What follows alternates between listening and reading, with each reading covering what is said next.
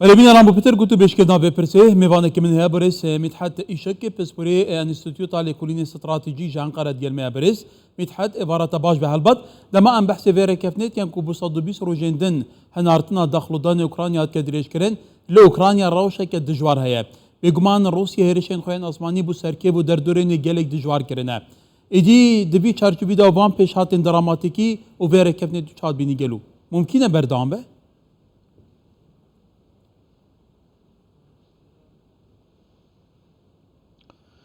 Türkiye savaşın başlangıcından despeka şer ve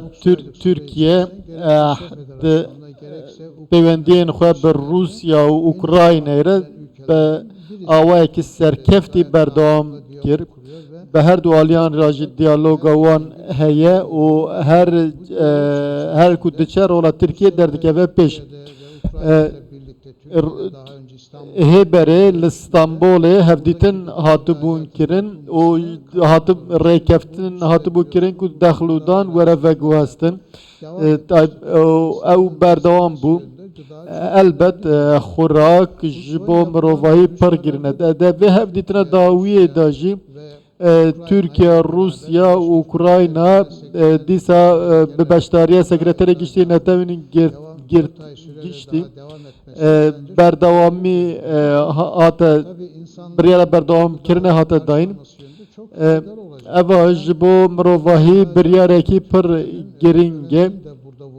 li vê derê divê em behsa rola Tirkiye jî bikin. Tirkiye bi Rusya û Ukraynayê re peywendiyên xwe berdewam dike danûsandinê wan dibe ez dibêjim piştî çar mehan jî dê careke din bi pêşniyara Tirkiye dîsa Rusya û Ukrayna û netewîniya girdî werin ba hev û biryara berdewamiya veguhestina dexlûdanê bidin. Divê vê derê em behsa vê jî bikin ev bibe pêngavekî rawestandina şer jî her wiha bi mawaya çar mehan berdewamkirina veguhestina dexlûdanê pir giring e her wiha dibe ku dîsa gaza sürüştî jî were veguhestin û rewşê nerm bike. ولی لی مبستا من ام شون دا ما بحثي رولا تركيا كربا لي دن هذا لسر عردي واقع كيا بريس متحد شر دجوار بويا هيرشين روسيا بو سر تايبتي كيف يا بايتخت اوكرانيا اسماني دجوار بونا حتى حالة مترسية بو بلا هري جور اوكرانيا راجانديا حتى مجرى كتنا هنت موشكان بو بولندا صراحة بولندا كواتا اف بيش هاتن مترسيدار ين دجوار مبستا ما اوه قلو تو تشاد بيني فعلا نابنا سادمك ku ev hîviye gelek nekeşe? Şandına daxludani? Şimdi evet Polonya'ya düşen belê mûşekek li gundekî Polonya ket lê Rusya dibêje wan ev mûşek navêtine divê ev mûşek ji ber Ukrayna ketiye wê derim ji xwe piştî Ukrayna jî daxuyanek da li bawayeke zelal tiştek negot serokê Amerîka jî got divê em hinek çavarê bikin eger ev mûşek her çend ji bo Rusyayê hatibe avêtin jî Polonya nehatiye armanjkirin ji ber vê dibêjin mûşeka S-300 ya Ukrayna bûye sedemê vê mûşekê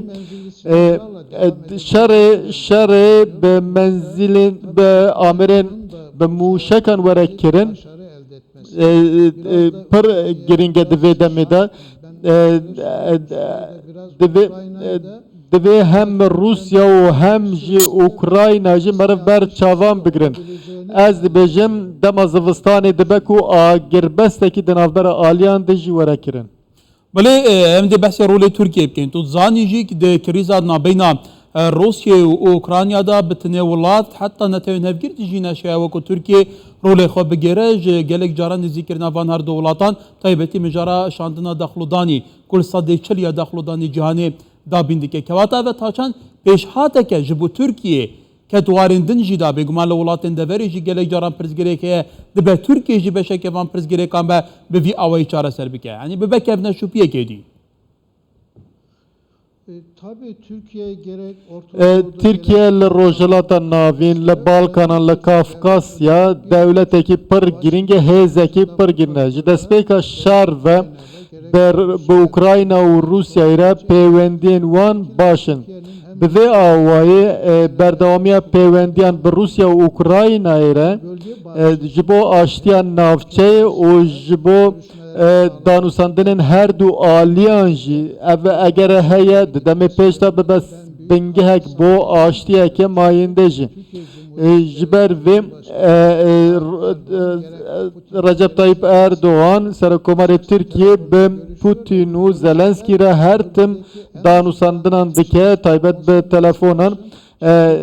ev jî dibe sebdem ku şer tuntur nebe ji ber ku rola Türkiye giringe Türkiye hêzekî giringe ji destpêkê ve bi Rusya û Ukraynayê re pêwendiyên xwe bi awayekî baş parastin û ev jî nîşan dide parastina pêwendiyan çi qas giring e. Herî dawî ji bo veguhestina daxil û danê çareserkirina vê krîzê jî giring û henek berê ji min got dibe ku li navçeyê jî bibe sedemê aştiyekî mayînde û yan jî vê zivistanê bê agirbesek were ragihandin evê jî rola Tirkiye nîşan dide. Türkiye pêwendiyên xwe bi her du aliyên şer re jî hene ev dihêle ku şer mezintir nebe û dê agirbestekî jî bixwe bîne. ولبريس مدحت إيشك بسبوريا انستيتيوت على كورينا استراتيجيك لأنقرة جلمبو إفارك خوش